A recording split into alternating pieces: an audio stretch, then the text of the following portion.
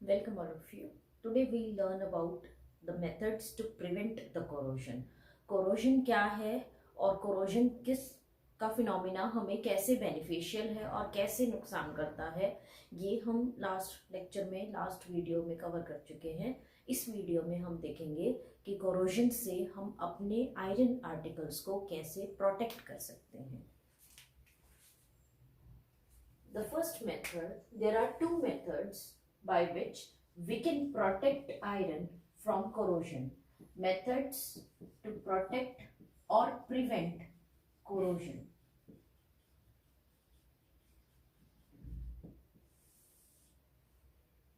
The first method to protect the iron from corrosion is the painting. Painting is a type of temporary method. Temporary means कि कुछ time तक तो ये protect कर सकता है, but this method is not a long term method. ये ज्यादा टाइम तक आयरन को प्रोटेक्ट नहीं कर सकता। सपोज कीजिए हमारे पास कोई आयरन का एक बार है। आयरन के इस आर्टिकल में जो मैं सर्कल शो कर रही हूं, ये रिप्रेजेंट करते हैं आयरन के atoms.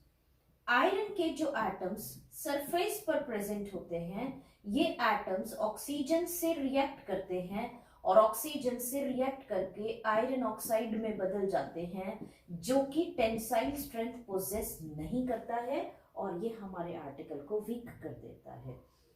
These surface iron particles are prone to corrosion in case it comes in contact with oxygen and water. Now, suppose that we apply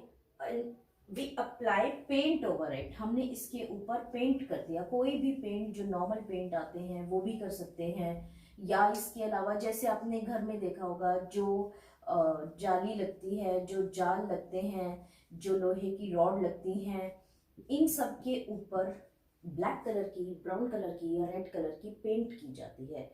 जो आयरन के दरवाजे बनते हैं, उन दरवाजों के ऊपर भी ब्लैक, ब्राउन, रेड कलर का पेंट किया जाता है।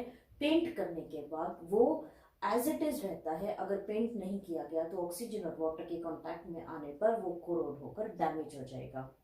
इसी तरह जो लोहे के कूलर पहले आते थे, बहुत पहले आते थे, उनमें क्योंकि कूलर में तो वाटर वैसे ही होता है और कोल्ड वाटर होता है, cold water has oxygen in large quantity, तो ऐसे कूलर्स बहुत जल्दी कोरोड करके डैमेज हो जाते हैं। उसकी मशीनरी बहुत जल्दी डैमेज हो जाती थी। ऐसे केस में उसको प्रोटेक्ट करने के लिए हर साल उसके ऊपर पेंट की एक नई लेयर लगाई जाती थी ताकि वो प्रोटेक्टेड रहे। लेकिन जब तक ये पेंट की लेयर प्रेजेंट है तब तक तो ये आयरन का आर्टिकल प्रोटेक्टेड रहेगा। लेकिन जैसे ही कहीं से भी इसके ऊपर कोई डैमेज होता है या पेंट की ये लेयर हट जाती है, कहीं भी इसको कोई भी हल्का सा भी एक इंजरी या एक तरह से कोई भी शॉक लगता है, उसी टाइम पर ये मैकेनिकल, कोई भी इसके ऊपर कोई मैकेनिकल प्रेशर आता है तो वो पेंट वहां से हट जाता है। और जहां से पेंट हटा, iron gates exposed to oxygen and water, ये कोरोजन स्टार्ट कर देगा। तो paint is a temporary method. जब तक पेंट है तब तक तो आयरन आर्टिकल प्रोटेक्टेड रहेगा, पर जैसे ही पेंट को हटा दिया जाएगा, आयरन आर्टिकल की कोरोजन है वो वापस स्टार्ट हो जाएगी। Second method to prevent corrosion is oiling. Oiling is again a temporary method.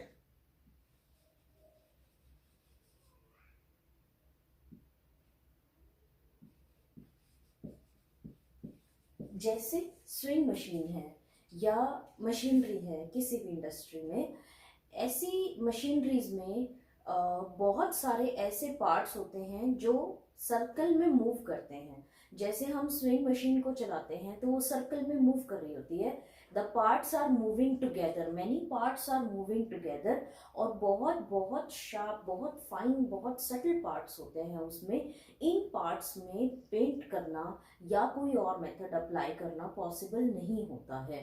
तो ऐसे केसेस में ऑयल की लेयर्स को या ऑयल ड्रॉपलेट्स ऐड कर देते हैं। स्विंग मशीन में आपने कभी अपनी मम्मी को भी देखा होगा कि वो ऑयल ड्रॉपलेट्स ऐड कर देती हैं।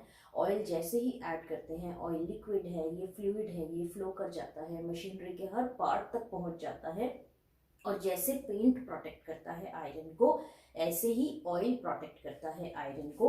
ऑयल कैसे प्रोटेक्ट करता है? Suppose this again I will draw in the similar manner an iron bar. It has iron atoms in it. Iron atoms की ये मशीनरी, इसके ऊपर ऑयल की लेयर, ऑयल ड्रॉपलेट्स ऐड कर देते हैं। Oil droplets being liquid, being fluid, it reaches to each and every part of the machinery. Each and every part gets covered by a layer of oil, और ये layer of oil भी एक तरह से oxygen और water का contact इसमें से रिमूव कर देता है। Oxygen water now comes in contact with the layer of oil, it do not come in contact with the layer of paint. ये सिर्फ ऑयल के कांटेक्ट में आता है। और जैसे ही ऑयल रिमूव होता है, ऑयल रिमूव कैसे होगा? ऑयल जब टेम्परेचर बहुत हाई होता है तो इवेपोरेट हो जाता है। इसके अंदर, ऑयल के अंदर बॉयल तो नहीं कह सकते, इवेपोरेशन ही कहते हैं नॉर्मल रूम टेम्परेचर पे।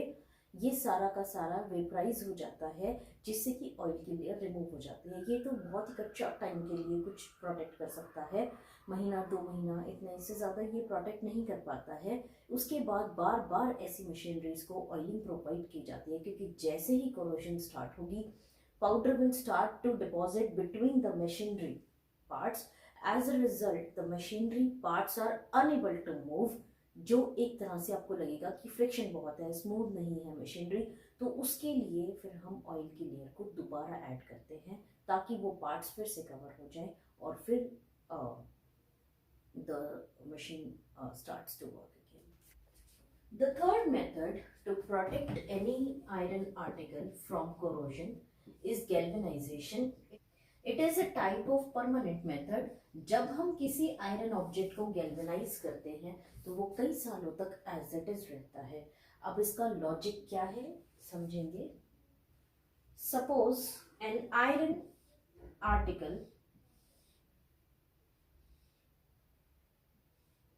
is coated by two type of metal. One which is less reactive than iron, other which is more reactive than iron. Less reactive में let's take an example of tin, और more reactive में let's take an example of zinc.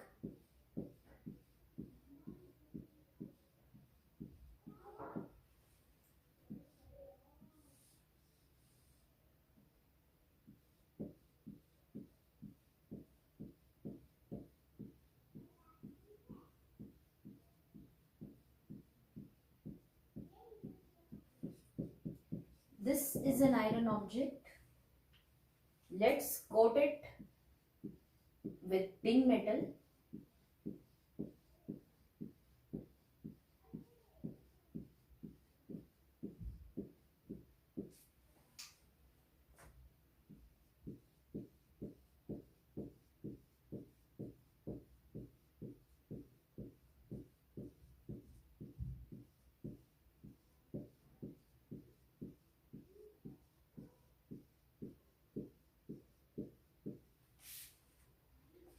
This is an iron. Black atoms represent iron. Green atoms represent the coating of iron with tin atoms. This black represents again iron, and the blue atoms represents the coating with the zinc atom. Tin is less reactive than iron, and zinc is more reactive than iron.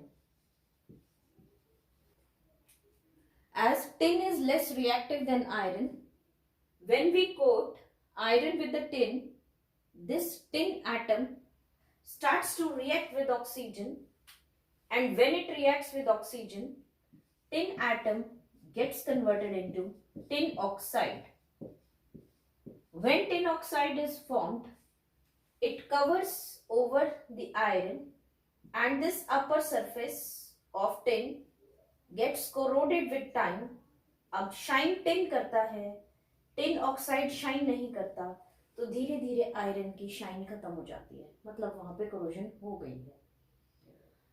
In case due to any mechanical injury the tin atom or a layer of tin gets broken off, then the tin oxide present here and iron present here starts to react. Iron present near the cracked tin layer starts to displace tin from tin oxide and iron oxide will start to form. As iron oxide starts to form, this is corrosion. ये rusting होनी यहां start हो जाएगी। Oxygen हवा से कभी कभी contact में आती है, वो कोरोजन स्लो होती है। टिन ऑक्साइड तो बिल्कुल इसके कांटेक्ट में है, तो ये रिएक्शन पहले से भी ज्यादा फास्ट और पहले से भी ज्यादा डबल हो जाएगी। आयरन विल क्विकली कोरोड, बिना टिन के वो कोरोड नहीं करता इतनी जल्दी जितना टिन की प्रेजेंस में कोरोड कर रहा है। टिन ऑक्साइड से भी ऑक्सीजन उठा रहा है, हवा से भी ऑक्सीजन उठा रहा है, ये बहुत फास्ट रेट पर कोरोड करेगा और धीरे धीरे सारा टिन ऑक्साइड टिन में बदल जाएगा और iron will change into iron oxide. ये सिर्फ तब तक प्रोटेक्ट करेगा जब तक इंटैक्ट है। जैसे ही ये ब्रेक होगा, ये पेंट और ऑयलिंग से भी बदतर काम कर देगा, ये इसको और डबल ट्रिपल रेट पे कोरोजन स्टार्ट कर देगा। तो टिन से या लेस रिएक्टिव मेटल से हम आयरन को कोट नहीं कर सकते हैं। Now when we coat iron with the zinc में जिंक के ऊपर भी कोरोजन स्टार्ट हुई। Slowly and steadily whole of the zinc gets converted into zinc oxide, और जब ये जिंक ऑक्साइड में बदल जाता है, अगर सपोज कीजिए तो शाइन खत्म हो जाएगी। जैसे ही ये जिंक ऑक्साइड पर कहीं मैकेनिकल इंजरी से कोई भी क्रैक लगता है, ऐसी जगह का आयरन एक्सपोज हो गया, iron is unable to displace zinc from zinc oxide, ये तो इससे रिएक्ट नहीं करेगा। अगर गलती से कोई ऑक्सीजन इसके कांटेक्ट में आई और आयरन उससे कोरोड हो भी गया, तो जिंक ऑक्साइड के नीचे जो जिंक की लेयर है, that will displace iron from iron oxide and it will change into zinc oxide. अगर ऑक्सीजन से भी कोई आयरन ऑक्साइड में बदला, तो बचा हुआ जिंक उसको वापस आयरन में चेंज कर देगा। नेक्स्ट जो बनेगा वो जिंक ऑक्साइड बनेगा, और आपको लास्ट लेक्चर में, जिसकी लिंक डिस्क्रिप्शन बॉक्स में प्रोवाइडेड होगी, उसमें मैंने आपको बताया था जिंक से ज्यादा टफ, टेंसाइल और हार्ड होती है जिंक ऑक्साइड की लेयर। जिंक ऑक्साइड इतना टफ या इंटैक्ट हो जाता है कि मैकेनिकल इंजरी से भी इसको डिस्प्लेस करना इम्पॉसिबल हो जाता है, और ये आयरन को और मजबूती दे देता है, जिसकी वजह से आयरन को जिंक से कोट कर देते हैं। अब कोटिंग नॉर्मल पेंट की तरह नहीं होती, कोटिंग होती है इलेक्ट्रोकेमिकल मेथड से, इलेक्ट्रोलाइटिक मेथड से, जिन मेथड्स को साइंटिफिकली यूज किया जाता है। नॉर्मल एक ब्रश लेकर पेंट नहीं किया जाता, इसीलिए इसको कोटिंग विद जिंक कहने के बजाय हम वर्ड यूज करते हैं गैल्वेनाइजेशन। तो जिंक से कोट करना, आयरन के ऊपर मोर रिएक्टिव तो बहुत सारे हैं, फिर हमने जिंक से ही कोट क्यों किया? Zinc is a metal which on converting into zinc oxide is more tougher than the metal। कोई भी मेटल मोर रिएक्टिव अगर हम आयरन पर लगाते हैं तो वो कोरोड करेगा ही करेगा। कोरोडेड सब्सटेंस भी जिसका हार्ड और टेंसाइल स्ट्रेंथ ज्यादा हो, कोरोजन होने के बाद वो और फेवर कर जाए, हम कोशिश करते हैं इसी तरह के किसी मेटल को यूज करने के लिए। ऐसे दो मेटल्स होते हैं जिंक और एल्यूमिनियम। जिंक फर्दर फेवरेबल रहता है ड्यू टू अदर रीजंस, तो इसीलिए हम कोटिंग किससे करते हैं, इसकी जिंक से। तो galvanisation is coating with any metal, लेकिन टेक्निकली लो रिएक्टिव मेटल से कोट करना फेवरेबल नहीं है। मोर रिएक्टिव में हम वो यूज करते हैं जो कोरोड होने के बाद और फेवर कर जाए। उसमें दो मेटल है जिंक और एल्यूमिनियम, और मोस्ट फेवरेबल रहता है zinc. Method number 4 is the sacrificial protection. मतलब कोई दूसरा एलिमेंट अपने आप को आयरन को बचाने के लिए सेक्रीफाइस कर दे, उसको कहते हैं सैक्रिफिशियल प्रोटेक्शन। आपको मैंने लास्ट मेथड में समझाया कि आयरन को एक मोर रिएक्टिव मेटल से कनेक्ट करते हैं तो ऑक्सीजन से मोर रिएक्टिव रिएक्ट करता है बजाय के आयरन, और गलती से अगर आयरन भी ऑक्सीजन उठा लेता है तो उस आयरन से भी ऑक्सीजन एक मोर रिएक्टिव एलिमेंट ले लेता है। तो आयरन हर हाल में प्रोटेक्टेड रहता है, कोरोड नहीं करता है। अब सैक्रिफिशियल प्रोटेक्शन में we use preferably magnesium to protect iron. जितने भी वाटर पाइपलाइंस होती हैं जो अंडरग्राउंड रहती हैं, जिससे हमारे घर में वाटर सप्लाई आती है, ये सारे के सारे पाइप आयरन के बने होते हैं। अब आयरन पाइपलाइंस के लिए हमें पानी के कांटेक्ट में है तो ऑब्वियस है कोरोड होने के चांसेस के बहुत बहुत ज्यादा हैं। अब अगर ये कोरोड हो जाता है तो वाटर सप्लाई में टीडीएस इंक्रीज हो जाता है, जिसके लिए गवर्नमेंट टाइम टू टाइम इन वाटर पाइपलाइंस को रिप्लेस करता है। वाटर पाइपलाइंस की रिप्लेसमेंट से खर्चा बहुत ज़्यादा आता है पाइपलाइंस को रिप्लेस करने में, और पाइपलाइंस रिप्लेस करना ओनली ऑप्शन था पहले, क्योंकि कोरोजन धीरे धीरे होगी ही होगी ऐसे केस में, और कोरोजन को हालांकि रोकने के लिए हम जिंक और एल्यूमिनियम से कोटिंग करते हैं, लेकिन यहाँ पर हम जिंक और एल्यूमिनियम से भी कोटिंग नहीं कर सकते, बिकॉज जिंक और एल्यूमिनियम एक तरह का पॉइजनस मेटल है जो हमारी हेल्थ के लिए बेनिफिशियल नहीं है। अगर उससे कोट किया जाता है, जिंक एल्यूमिनियम वाटर में मिक्स हो जाता है, तो ये हमारे हेल्थ के लिए एडवर्स इफेक्ट्स देता है। तो इससे प्रोटेक्ट करने के लिए हम यूज करते हैं मैग्नीशियम को। अब मैग्नीशियम की कोटिंग नहीं की जा सकती, तो फिर क्या करते हैं, जगह जगह पर एक वायर के थ्रू मैग्नीशियम के एक ब्लॉक को अप्लाई किया जाता है। मैग्नीशियम के ब्लॉक को अप्लाई करने से क्या होगा, जैसे ही आयरन कोरोड करेगा आयरन ऑक्साइड बनेगा। इसमें आयरन पहले Fe3+ में चेंज होता है, ऑक्सीजन इलेक्ट्रॉन लेकर O2- में चेंज होता है, and they attract by electrostatic force of attraction, और ये इस फॉर्म में एग्जिस्ट करते हैं। बट जैसे ही आयरन से इलेक्ट्रॉन ऑक्सीजन के पास जाते हैं, मैग्नीशियम बीइंग मोर रिएक्टिव, इसके किसी एटम से इलेक्ट्रॉन इस वायर से कंडक्ट होता हुआ आयरन के पास पहुंच जाता है, आयरन को वापस न्यूट्रल स्टेट में चेंज कर देता है, oxygen remains as O2-। Iron बार बार ऑक्सीडाइज होने के लिए Fe3+ में बदलता है, मैग्नीशियम हर बार इलेक्ट्रॉन प्रोवाइड करके उसको वापस न्यूट्रल एटम में चेंज कर देता है, जिससे ऑक्सीजन आयरन से बॉन्ड नहीं बना पाता।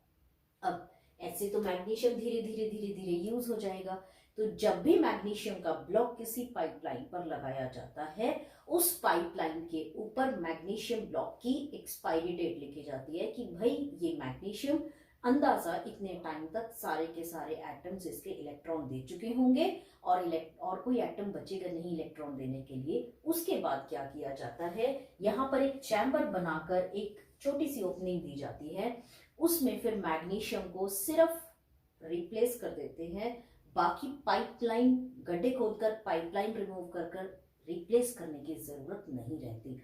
मैग्नीशियम के ब्लॉक को ही रिप्लेस करने से मैग्नीशियम फिर से रिफ्रेश हो जाता है and it protects iron further. तो इस तरह से वाटर पाइपलाइंस की रिप्लेसमेंट की जो प्रॉब्लम थी वो सॉर्ट आउट भी हो गई, कोरोजन से भी बच गए, और जिंक की वजह से जो हमारी हेल्थ को एडवर्स इफेक्ट था उससे भी हमने अपने आप को सेव कर लिया। तो these are the methods by which we can protect और we can prevent corrosion in the iron.